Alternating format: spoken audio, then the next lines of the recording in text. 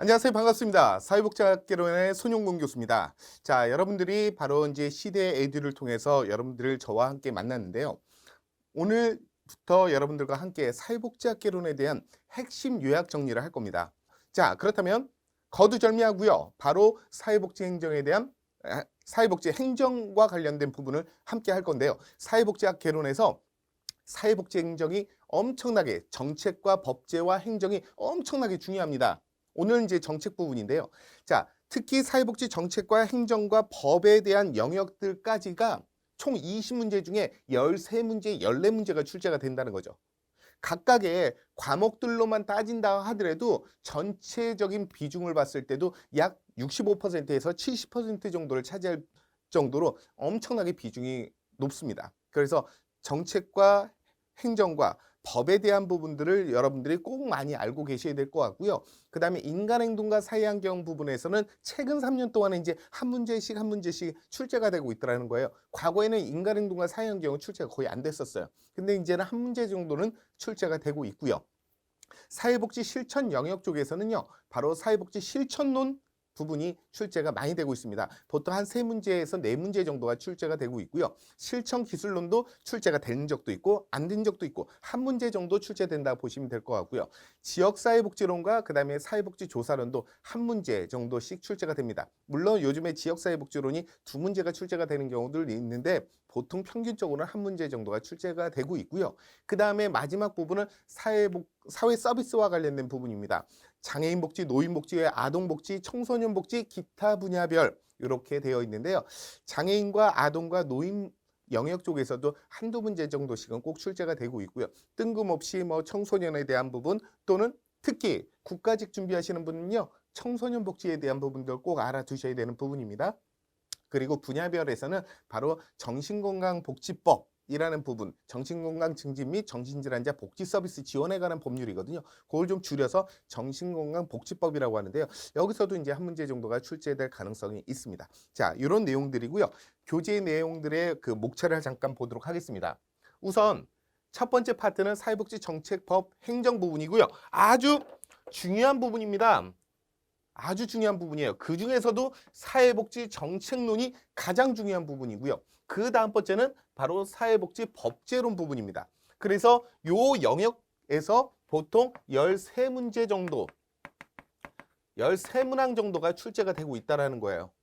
엄청나게 중요하죠? 그죠? 예. 그래서 꼭 여러분들이 첫 번째 파트, 그 중에서도 오늘 배우시게 될 사회복지 정책론이 매우 중요하다라는 거 인지해 놓으셔야 됩니다.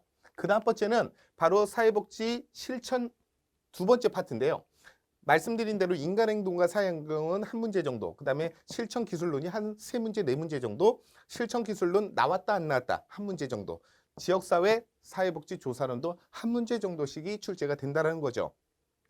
자, 그 다음 세 번째는 바로 사회 서비스 파트 부분입니다. 아동복지, 장애인복지, 노인복지 요 영역에서 한 문제 정도가 출제가 되고 있고요. 어쩌다가 한 번씩 청소년 복지, 특히 국가직 준비하시는 분들은 청소년 복지 꼭 알아두셔야 되고요. 분야별 사회복지 이렇게 교재가 구성되어 있습니다. 자, 오늘 여러분들과 함께는요. 첫 번째 파트인 사회복지 정책법 행정 부분 중에서도요. 사회복지 정책입니다. 아주 중요하고 매우 중요하고 지나치지 않을 정도로 중요한 부분이에요. 그러니까 여러분들 꼭 알아두셔야 될 부분들이에요. 이 정책은요, 법하고 연결되어 있고요. 이 정책은 행정하고도 연결되어 있어요. 그래서 함께 공부하시는 부분들이니까 여러분들이 기본 이론 과정들이 모두 다 맞췄다라는 전제 하에서 핵심 요약을 하는 거니까요. 좀 가벼운 내용들은 이제 쉽게 넘어가고 중요한 내용들 위주로 여러분들과 함께 해보도록 하겠습니다. 자, 먼저는요. 사회복지에 대한 개념과 가치 부분입니다. 자, 최근 5년 동안에 보면 2018년도 서울시에서 그리고 2017년도 지방직에서 출제가 되었던 부분이죠.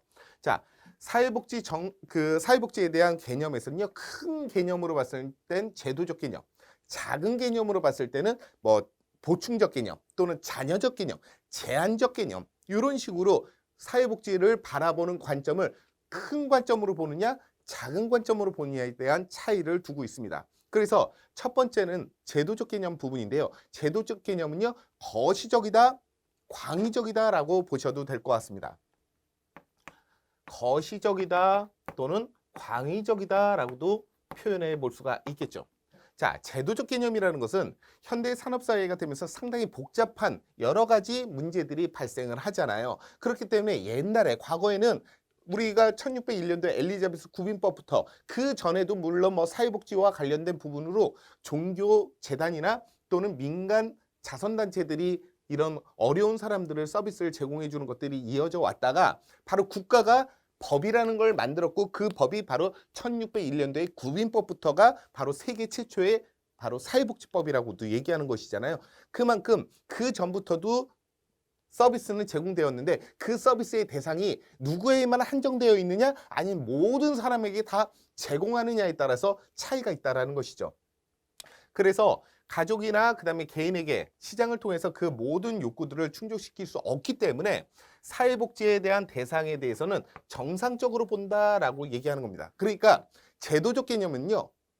그 개인이 갖고 있는 빈곤이나 그 개인이 갖고 있는 문제를 정상적인 개념이다라고 보는 거죠. 왜 그럴까요? 아까 말씀드린 대로 현대 산업사회가 되면서 상당히 매우 복잡한 상황들이 나오고 있다는 거죠.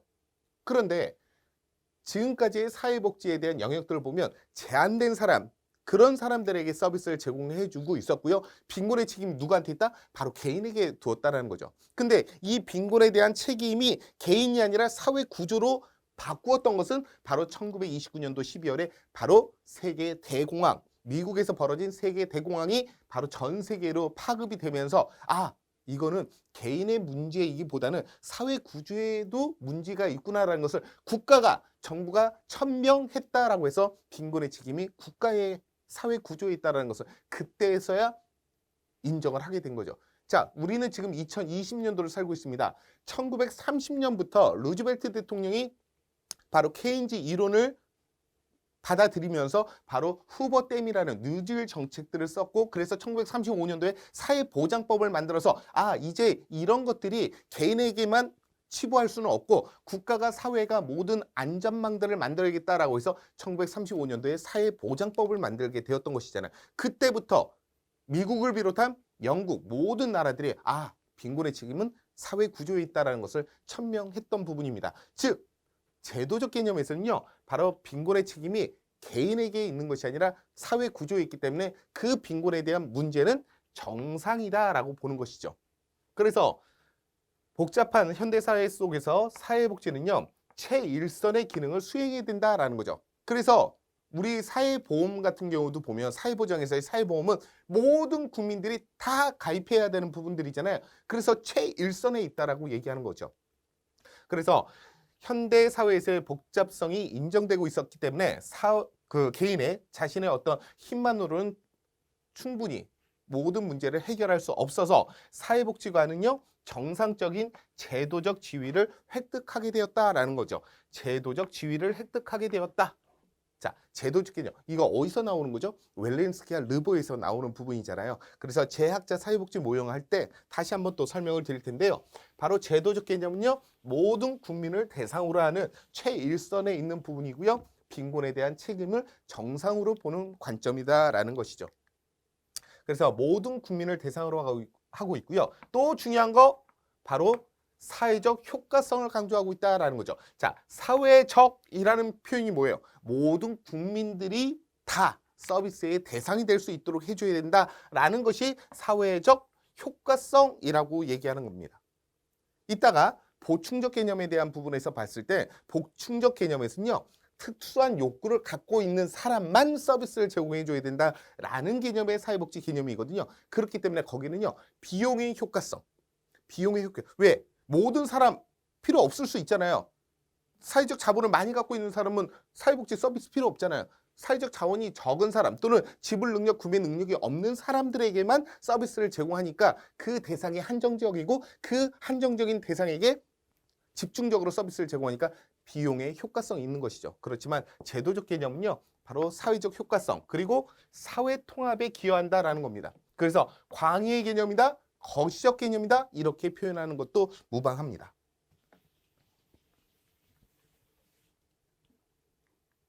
자, 두 번째는요. 보충적 개념입니다. 물론 사회복지에 대한 개념을 큰 개념이냐 작은 개념이냐 이렇게 나눠보는 부분이고요. 보충적 개념은 과거에서 나타났던 부분들, 그리고 보충적 개념은요, 신자유주의자들이 좋아했던 부분이 보충적 개념입니다. 신자유주의자들은요, 바로 시장경제 원리를 갖고 적자생존, 약육강식, 바로 다윈이 제시했던 사회 진화론적인 측면을 띠고 있는 거거든요. 너가 빈곤해? 너가 지금 무지해? 너가 욕구가 있어? 그건 너가 알아서 해결해야지. 왜 국가한테, 우리 사회한테 그걸 해달라고 해? 그건 너가 게으르고 너가 무지하고 너가 나태하니까 그런 거 아니야? 바로 빈곤의 책임이 누구한테 있다? 바로 개인에게 보는 것이고요. 그렇기 때문에 그 빈곤한 사람들을 뭐라고 하냐? 비정상이다라고 얘기하는 것이죠. 그게 바로 보충적 개념입니다. 그래서 가족과 시장을 통해서 개인의 욕구가 충족될 수 있어야 된다라는 것을 전제하고 있고요. 가족과 그다음에 시장과 같은 정상적인 공급 구조가 제 기능을 하지 못할 때만 사회복지가 발동을 한다라는 얘기입니다. 그래서 가족이나 시장으로부터 탈락한 그런 개인에게 정상적인 삶을 살 수 있도록 주로 응급조치적인 기능을 수행한다라는 거예요. 아주 중요한 거죠. 응급조치적인 기능을 수행한다. 왜? 그 사람이 아무것도 하지 않고 있는데 국가가 이제 필요하다고 하니까 그 사람에게만 서비스를 제공해요. 근데 그 서비스가 장기적으로 가버리면 이 사람은 나 가만히 앉아만 있어도, 그냥 누워만 있어도 알아서 국가가 나 먹여주고 재워주고 입혀주고 다 하네? 그러면 그 사람은 도덕적 해이에 빠지겠죠. 빈곤의 덫에 빠지겠죠. 그렇기 때문에 단기적으로, 응급조치적으로, 제한적으로만 서비스를 제공하는 것이 보충적 개념입니다. 그래서 보충적인 활동이다라고 얘기하는 것이고요. 사회복지와 관련돼서 이제 관조를 하고 있고, 정상적인 사회 조직인 가족과 시장에 재기능을 할 때에는 사회복지 활동은 중지되어야 된다라고 얘기하는 거예요. 그러니까 응급조치적인 부분이 바로 중지가 되는 것이 바로 여기에 있는 겁니다.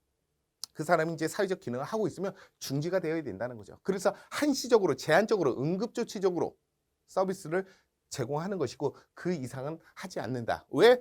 그들이 빈곤의 책임은 본인들에게 있고 그건 비정상적이면서 그들의 문제는 그들 스스로 해결해야지 계속 국가가 알아서 해주고 사회가 알아서 해주면 이 사람들은 빈곤에서 전혀 탈출할 의지를 안 보인다라는 얘기죠.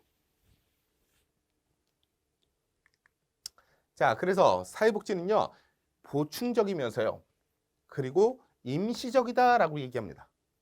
보충적인 부분만 서비스를 제공한다. 임시적으로만 한다라는 거죠. 그래서 대체적인 특성들 때문에 보충적 개념의 사회복지는요, 아무래도 이제 시혜적이고 또는 자선적인 그런 의미를 담고 있고요. 그리고 너 수급자구나, 이런 낙인, 스티그마가 발생을 하게 된다는 거죠.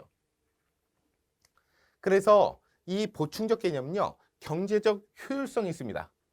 아까도 잠깐 말씀드렸던 것처럼 모든 사람, 욕구가 있든 없든 간에 그런 사람에게 다 해주는 제도적 개념보다는 욕구가 있는 사람에게만 서비스를 제공한다면 상당히 경제적인 효율성이라는 게 뭐예요? 최소의 비용으로 최대의 효과, 최대의 효과를 위해서 최소의 비용을 투입하는 것을 효율성이라고 얘기하는 거잖아요. 경제적인 효율성, 특수한 욕구를 갖고 있는 사람에게만 서비스를 제공하니까 경제적 효율성이 있고요. 그 다음에 대상, 목표에 대한 효율성이 있다. 자, 특수한 욕구를 갖고 있는 대상에게만 그들의 최하의 서비스, 삶의 질이 떨어진, 그러니까 생활 능력이 없거나 생활이 어려운 사람에게만 서비스를 제공하니 그 서비스를 통해서 생활 능력을 향상시켜주는 목표를 갖고 있는 거잖아요. 그래서 대상도 정해져 있고 목표도 생활 능력이 없는 사람을 생활 능력이 있게끔만 올려주는 목표를 갖고 있기 때문에 대상과 목표에 대한 효율성이 상당히 높습니다. 그리고 제도적 개념은요, 뭐라 그랬었습니까? 사회적 효과성이 있다 그랬죠. 근데 보충적 개념은요, 바로 비용의 효과성이라는 거죠. 비용, 적은 비용으로 그 사람들에게만 집중적으로 서비스를 하니까 효과가 있겠어요, 없겠어요? 있죠. 그렇죠? 그래서 비용의 효과성이 높다. 이게 가장 제도적 개념과 그 다음에 보충적 개념의 가장 큰 차이점이라고 보시면 돼요. 그래서 특수한 욕구가 있는 계층에게만 한정적으로 지원하기 때문에 일명 우리는 협의의 개념이다 라고 얘기하는 것입니다. 아시겠죠? 예, 이거는 가장 기본이 되는 거예요. 가장 기본이 되는 거. 사회복지 정책에서 가장 기본이 되는 게 바로 사회복지의 개념을 어떻게 구분하냐에 대한 부분입니다. 자, 그리고 두 번째는요, 보편주의하고 선별주의에 대한 부분이에요. 자, 이건 시험 문제 많이 나왔었죠. 최근 5년 동안에 보더라도 2019년도, 18년도, 17년도, 16년도 계속 출제가 되었던 부분들이에요. 그러니까 아주 중요한 부분이라는 거 여러분들 꼭 알아두셔야 됩니다. 아까 제도적인 부분하고 좀 비슷한 부분이고요. 바로 보편주의다라는 것은 모든 국민들에게 다 대상이 된다라는 얘기예요. 아시겠어요? 보편이다라고 하면 모든 국민들에게 다 대상이 된다. 자, 이 보편이라는 거 나중에 공공부조 할 때 다시 한번 설명을 드릴 거예요.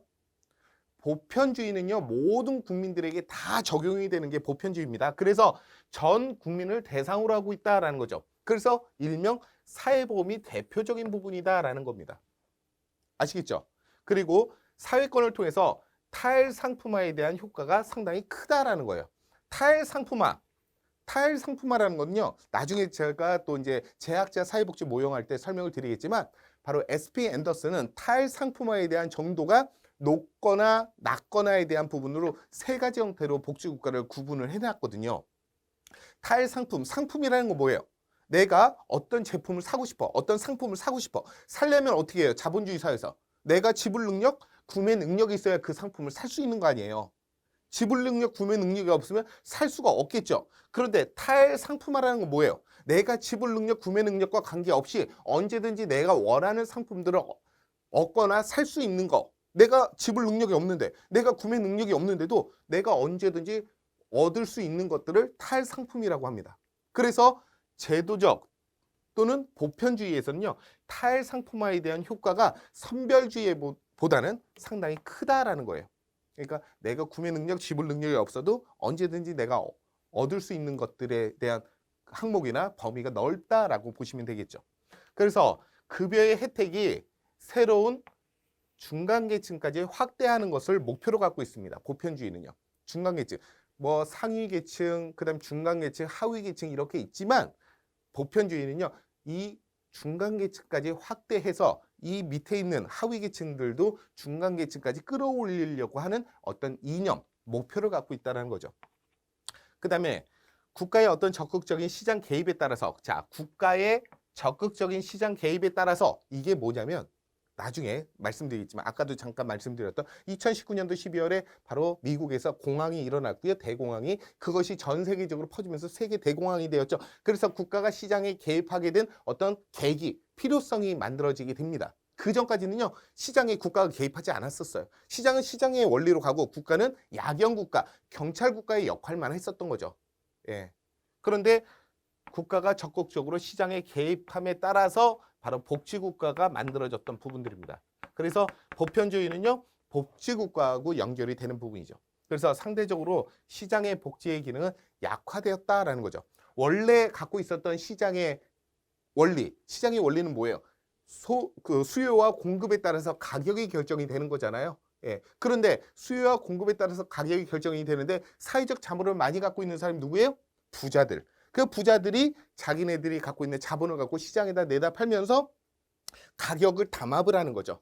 그러니까 대다수의 소시민들은 그 부유층들, 이런 사람들의 입김에 놀아나는 상황들이 되다 보니까 시장의 기능을 약화시키는 건데, 약화시킨다는 건 뭐예요? 국가가 시장에 개입하면서 시장이 해야 될 역할들을 제대로 못하면 통제하겠다는 얘기죠.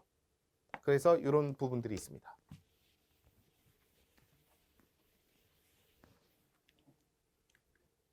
자, 선별주의입니다. 선별주의는요, 골라가는 거죠. 골라서 선택하는 것을 선별이라고 하는 거죠. 그래서 시장의 어떤 효율성과 노동력에 대한 상품화가 매우 중요하다는 거예요. 자, 노동력의 상품화라고 얘기하는 것은 뭐냐면 자유시장 경제를 얘기하는 거죠. 자유시장 경제. 자유시장 경제. 열심히 노력해서 돈을 벌으려고 얘기하는 거예요. 여러분들이 공무원 준비를 하는 이유는 뭐예요? 자본주의 사회에서 인간 대접 받으면서 살려고 해서 공무원 준비하는 거잖아요. 조금 더 안정적으로, 조금 더 여유 있게 삶을 살기 위해서 다른 그 과목보다, 다른 직업보다 사회복지 공무원이 또는 국가직 보호직 공무원이 나의 어떤 사회적 신분과 그 다음에 지불 능력 이런 것들을 만들어주기 위해서 여러분들이 지금 학원을 다니면서 공부를 하는 이유도 바로 그거잖아요. 바로 인간 대접 받으려고 하는 거예요. 자본주의 논리는 그겁니다. 그래서 노동에 대한 상품화를 통해서 이루어지게 되는 거고요. 이거는 자유시장 경제의 원리를 갖고 있는 것이죠. 그래서 저소득층을 대상으로 해서요. 소득과 자산 조사를 통해서 공공부조 프로그램을 하게 됩니다. 자, 공공부조 프로그램 5가지 있죠. 국민기초생활보장법, 의료급여법, 기초연금, 장애인연금, 긴급복지지원법이라는 5가지 공공부조 프로그램을 갖고 있습니다. 그래서 엄격한 그리고 까다로운 자격 기준을 제시하고 잔여적으로 서비스를 제공한다라는 거예요. 왜 그럴까요? 왜 엄격하고 까다로운 자격 기준을 만들까요? 아까 사회보험 같은 경우는요. 사회보험은 내가 기여를 합니다. 그쵸? 기여를 해요. 내가 내는 게 기여 아니요. 내가 내는 게 기여 아니요. 내는 게 기여예요. 그리고 내가 받는 게 급여란 말이죠. 근데 공공부조는 무기여예요. 무기여. 내가 기여를 안 해. 내가 안 낸다고. 안 내고 나서 급여를 받아가는 이런 구조를 갖고 있어요. 자, 그럼 내가 안 내면 그 재원은 어디서 만들까? 바로 조세로 운영이 되고 있죠. 국민들, 열심히 땀 흘려서 일하는 국민들이 낸 세금을 갖고 급여를 제공하니 이 세금이 제대로 잘 쓰여져야 되는 부분이죠. 그런데 무기여인 이런 취약계층들, 즉 생활 능력이 없거나 생활 유지가 어려운 이런 국민들은요. 이 사람이 정말 생활 능력이 없는지, 이 사람이 정말 생활 유지가 어려운지를 까다롭게 자산조사를 통해서 대상이 되면 급여를 제공하니 여기에 자산조사를 할 수밖에 없고 자산조사를 하니까 뭐가 발생을 한다? 바로 스티그마가 발생을 하더라라는 거죠. 이런 것들. 이런 게 바로 선별주의입니다. 그래서 잔여적이다라고 얘기하는 거죠. 자, 그래서 보편주의하고 선별주의에 대한 비교 부분을 보게 되면 자, 보편주의는요. 모든 국민들에게 사회복지 대상이 되는 것이고요. 그리고 사회적 권리가 이루어지게 됩니다. 자, 사회적 권리, 재산적 권리도 있죠. 왜? 내가 기여를 했으니까. 국민연금 65세 때 나 노령연금 주시오. 권리로서, 사회적 권리로서 인정받게 되는 거고요. 바로 시민권에 입각한 부분들입니다. 그리고 아까도 말씀드렸던 것처럼 사회적 효과성이 아주 중요하다. 왜? 모든 국민들이니까. 그래서 사회 통합에 도움이 될 수 있다는 거고 선별주의는요. 주로 자산조사를 통해서 개인의 욕구에 기초해서 대상자를 선정합니다. 까다롭게 대상자를 선정을 하는 거죠. 그래서 비용의 효과성이 크다라고 얘기하는 거죠. 왜? 욕구가 있는 사람만 서비스를 제공하니까 말이죠. 자, 그 다음 번째는 장단점을 보도록 하겠습니다. 자, 보편주의가 갖고 있는 장점은요. 우선 빈곤을 예방하는 측면을 갖고 있습니다. 예방적 성격, 즉 사전적이다라고 얘기하고요. 예방적이다라고도 얘기할 수가 있겠죠. 그 다음에 비교적 행정 절차가 용이하다라는 부분인데요. 자, 우리 수험생들이 가장 헷갈려하는 게 비교적 행정 절차가 용이하다라는 것이 왜 용이합니까? 대상자가 이만큼 있는데 보편주의는 근데 선별주의는 요만큼밖에 없는데 그러면 요만큼 있는 사람들이 더 행정 절차가 용이한 거 아닙니까? 라고 질문을 많이 해요. 그게 아니죠. 왜냐하면 대상자는 많지만 이 사람이 되느냐 안 되느냐를 굳이 따질 필요가 없는 거예요. 굳이 따질 필요가 없어. 대한민국 국적을 갖고 있는 사람이 모두 다 사회보험에 가입해야 되기 때문에 이 사람이 되느냐 안 되느냐 굳이 따질 필요가 없는 거죠. 그래서 행정 절차상에는 용이한 부분입니다. 그런데 선별주의는요. 아까도 말씀드렸던 것처럼 선별주의는 무기여이기 때문에 이 사람이 대상자가 되는지 안 되는지에 대해서 소득 인정액 그리고 부양 의무자 기준 이 2가지를 다 따져보고 이 사람이 되느냐 안 되느냐 되는지 안 되는지 다 조사를 해보고 그 다음에 결정을 하다 보니까 행정 절차가 상당히 까다롭다는 거죠. 복잡하고 그런 차이가 있습니다. 그리고 되는지 안 되는지를 굳이 따질 필요가 없으니까 스티그마가 존재하지 않죠. 왜? 자산조사를 안 하니까.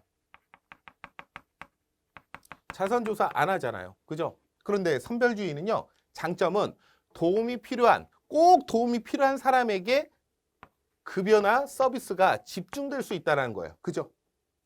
보편주의는 내가 돈 필요 없어요. 나 돈 많아. 돈 많은데 나 굳이 뭐 사회복지 서비스 필요 없어요. 라고 할 수 있는 사람들도 있겠죠. 그런데 그런 거 상관없이 대한민국 국적을 갖고 있는 사람이면 모두 다 사회보험에 가입하게끔 해야 되는 부분이 바로 보편주의라면 선별주의는 정말 필요한 사람에게만 집중적으로 서비스가 제공되다 보니까 도움이 되겠죠.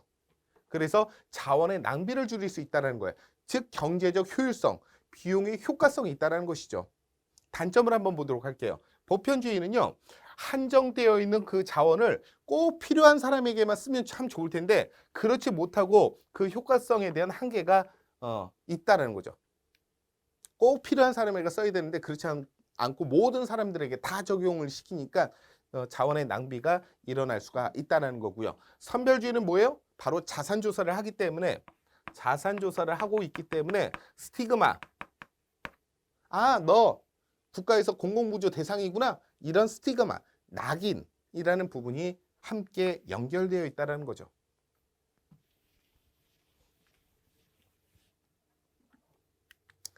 자, 그래서 대표적인 보편주의하고 그다음에 선별주의의 사례를 잠깐 보다 보면, 자, 보편주의는요, 중학생을 대상으로 해서 인터넷 약물 중독 예방 교육을 시켰다라고 하면 이건 보편주의인 거죠.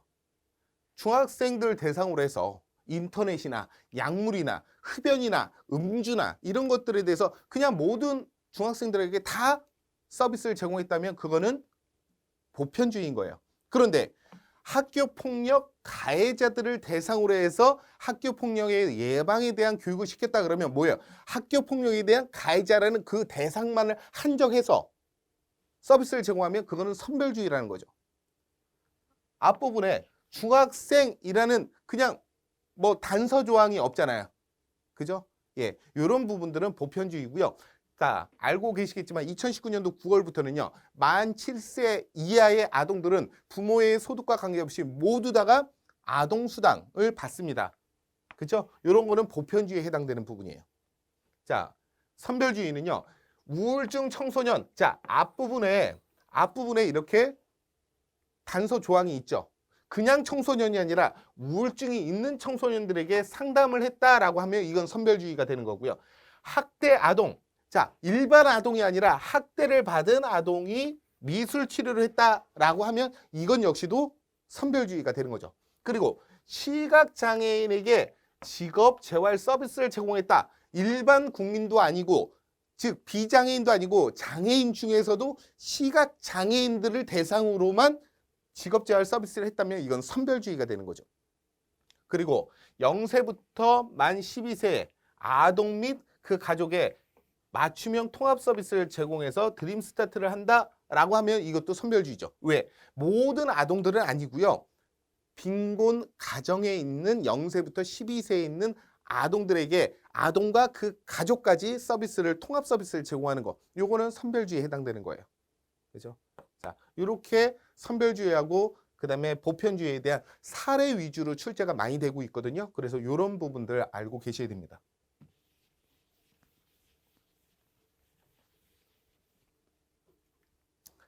자, 그 다음 번째, 세 번째는요, 사회복지 정책에 대한 가치와 이념 부분입니다. 특히 이제 시험에 가장 많이 나오는 것이 뭐 정책에 대한 가치 부분에는 평등이 있고요. 그 다음에 효율이라는 것이 있고요. 그 다음에 자유라는 것이 있고요.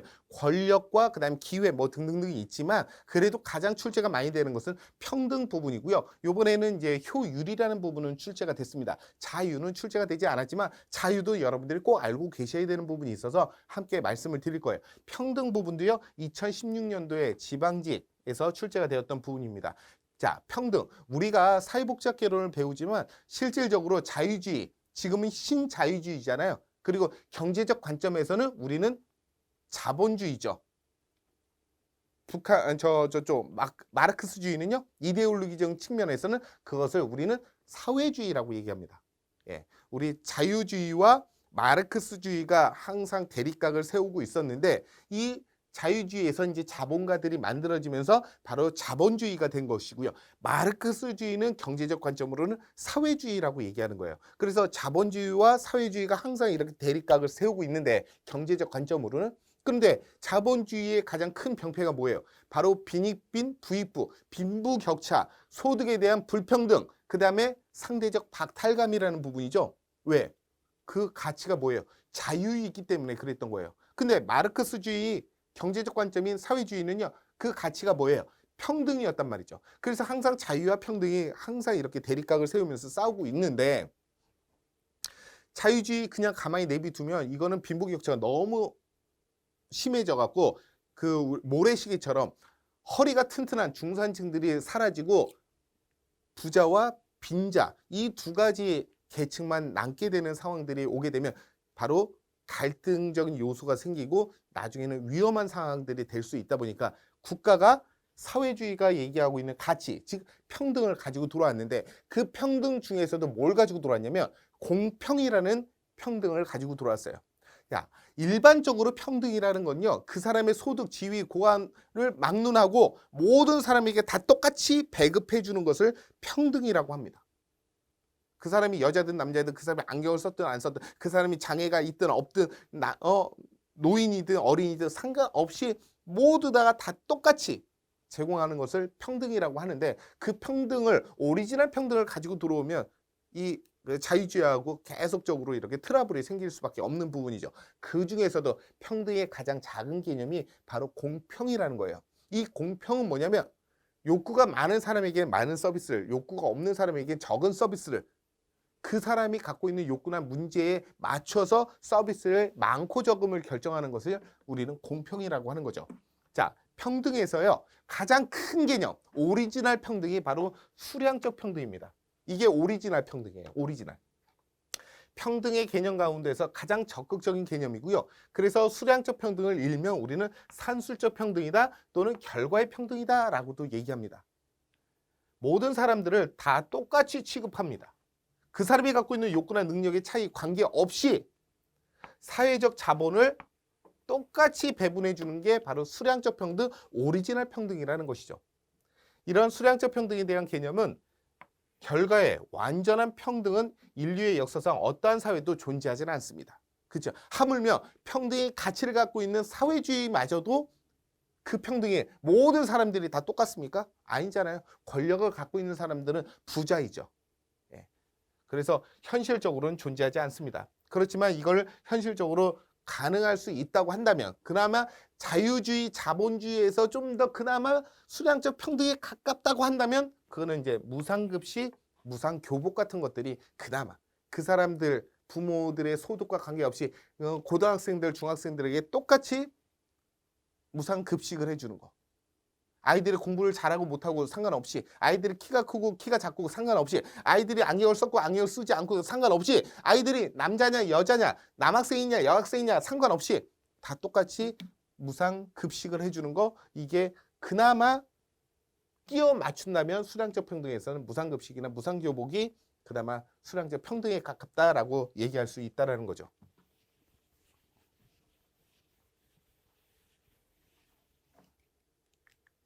자, 두 번째는요, 비례적 평등입니다.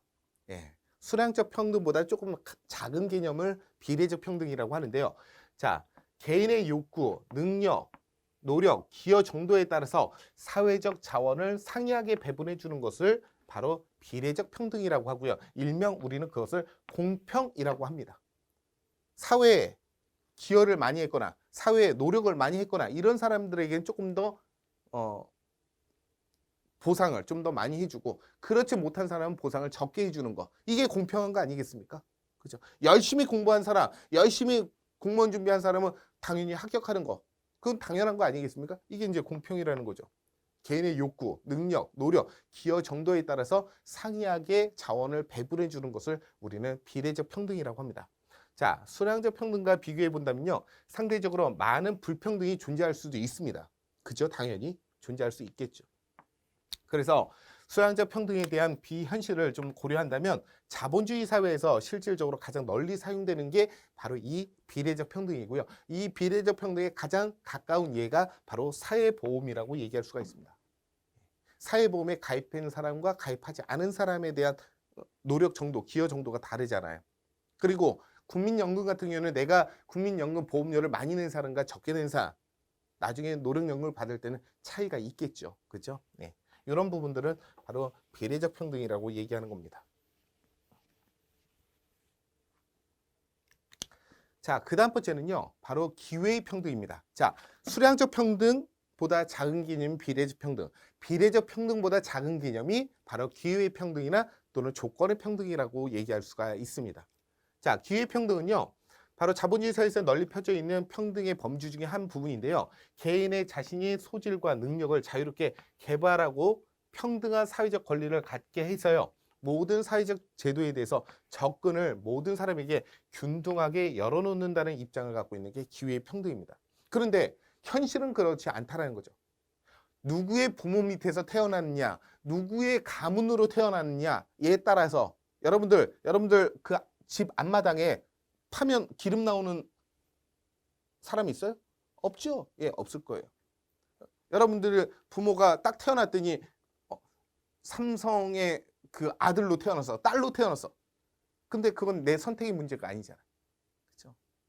이렇게 누구나 똑같은 기회가 주어져야 되는데도 불구하고 누구나 똑같은 기회가 주어지지 않으니 자본주의 사회에서, 그리고 특히 이제 장애인들이나 또는 남성보다는 여성들이 어떤 그 기회가 일부 박탈되거나 또는 제한되는 부분들이 있잖아요. 그래서 기회를 똑같이 제공해 주자는 거예요. 물론 기회는 똑같이 제공해 주되 그 결과는 여러분들의 몫이다라는 부분이죠. 그래서 여러분들 공무원 준비할 때 보면 장애인 전형이 있고요.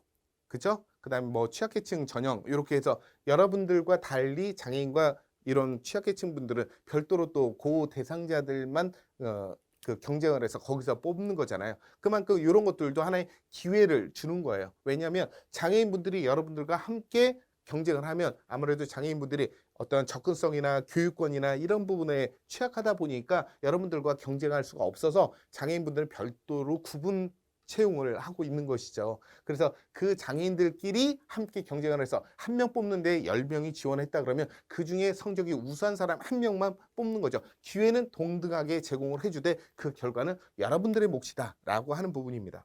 그래서 혈통이나 가문이나 종교, 그 객관적인 조건이 아니라 개인의 어떤 주관적인 능력이 결정적인 요소가 되는 것이 바로 기회평등입니다. 능력, 결과는 본인들의 몫이다 라는 거죠.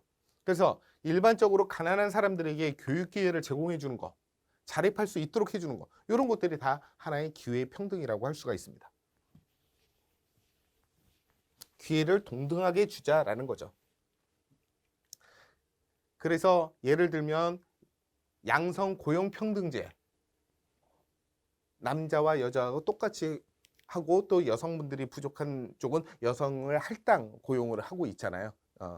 요즘에 여성분들이 성적이 남자보다 더 좋아서 경찰 공무원 같은 경우는 남성들을 할당을 해놓고 있잖아요. 왜냐하면 똑같이 이렇게 시험 보면 여성분들이 성적이 더 좋아갖고 경찰 쪽으로는 여성들이 더 많이 가다 보니까 남성분들 좀 문을 열어주기 위해서 이렇게 하고 있는 부분들, 이런 것도 있고요. 그 다음에 장애인 고용에 대한 의무 고용제도 있습니다. 우리나라는요 할당 고용을 하고 있습니다. 쿼터제를 사용을 하고 있거든요. 미국이나 이런 데는 ADL이라고 하는 아메리카 위드 디세빌리티 액트라는 부분으로 장애인 차별금지법이 있는데 우리나라는 그 나라는 그 정도의 문화적 인식이, 장애인을 바라보는 인식이 좋기 때문에 그런 차별금지법을 갖고 있고, 우리나라는 아직까지 장애인에 대한 그 바라보는 시각이 그닥 그렇게 곱지 않은 부분이 예전보다는 많이 좋아졌지만 제가 보는 입장에서는 앞으로 한 10년, 20년은 더 좋아져야 되지 않을까 그런 생각이 듭니다. 그래서 장애인 하면 수준이 떨어져, 뭐 이런 장애인 하려면 뭐 귀찮아, 아니면 뭐 편의시설 있어야 돼, 이런 생각들을 해서 장애인을 고용을 안 하려고 하는 분들이 있거든요. 그런데 자본주의 사회에서 함께 살아가는 데 있어서 장애인들도 일자리가 있어야 경제활동을 할 수가 있으니 이분들을 위해서 국가가 50인 이상의 사업장애인을 의무적으로 고용을 해라. 고용을 안 하면 부담금이라는 과태료를 부과하는 이런 제도를 사용하고 있는 게 장애인 의무 고용제도가 되겠습니다. 그리고 1960년대에 이른바 빈곤과의 전쟁도 있었죠. 자, 1960년대 이제 존슨 대통령이 그 할렘가에 있는 흑인들을 대상으로 해서 이 사람들이, 백인들이 열심히 벌어갖고 세금 내면 이 사람들, 흑인들 먹여 살리는 데만 돈을 쓰다 보니까 이 사람들에게 조금 더 일반적인 교육, 직업 훈련을 시키면 빈곤에서 좀 더 탈출할 수 있지 않겠느냐. 더 나은 직장, 더 나은 학력을 갖고 있으면 사회에 나왔을 때 좋은 직장을 얻을 수 있지 않겠느냐라는 취지하에서 빈곤과의 전쟁을 했는데 이게 실패를 했던 부분들이 있죠. 자, 그래서 빈곤층을 대상으로 해서 교육, 그 다음에 훈련 프로그램을 하는 이런 것들도 다 하나의 기회 평등이고요. 저소득층을 대상으로 해서 자활 사업에 참여한다든가 교육 훈련 프로그램을 한다든가 아니면 미국에서 시작된 리스타트 사업, 이것이 이제 우리나라 오면서 희망 스타트, 그다음에 드림 스타트 사업으로 바뀌었던 것이죠. 자, 이런 것들도 다 하나의 기회의 평등에 해당되는 부분입니다.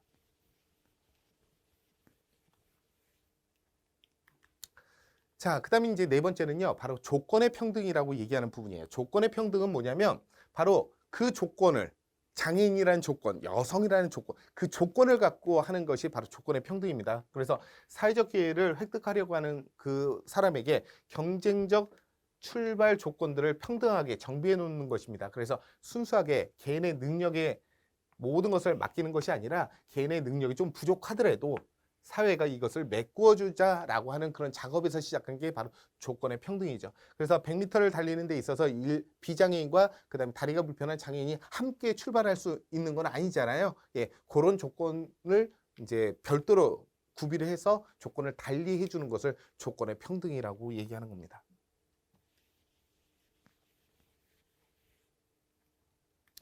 자, 오늘은요, 여러분들과 함께 이제 그 강의에 대한 전반적인 내용들과 함께 시작하다 보니까 시간이 훌쩍 이렇게 지났습니다. 자, 다음 이 시간에는요, 여러분들과 함께 바로 사회복지 정책에 대한 가치와 이념에서 두 번째, 바로 효율부터 시작해 보도록 하겠습니다. 다음 이 시간에 더 즐거운 모습을 뵙겠습니다. 수고하셨습니다.